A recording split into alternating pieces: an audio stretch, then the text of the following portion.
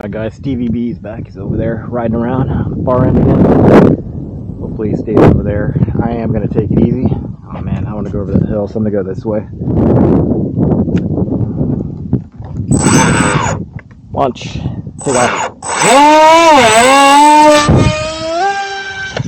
Ooh, damn it. Needs a lot of elevator. Alright guys, fortunate crash. I don't know, maybe it was just needed more elevator trim, or maybe CG is off. I did check that. I did mark 4S right here. There's some markings on the bottom of the wing, but it's pretty much intact. The motor's good, propeller's not broken. The canopies are fine, but I do have a couple of cracked areas here. This right here is just needs to be glued back on. This vertical stabilizer, that's important. Need that. A little bit on this wing on the right side. Easy to do. I mean, it's not broken off. Just put some glue in the middle. And the crack, bend it a little bit up. Should be good to go.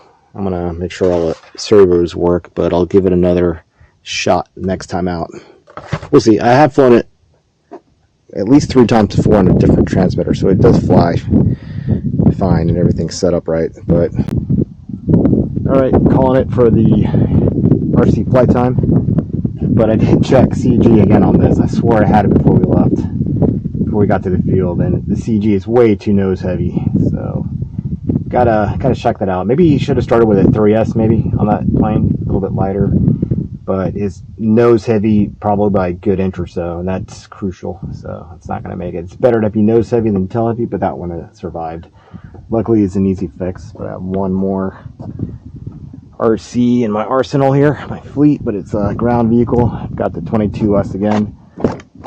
Maybe I'll go down that way so I can get a good stretch of some speed.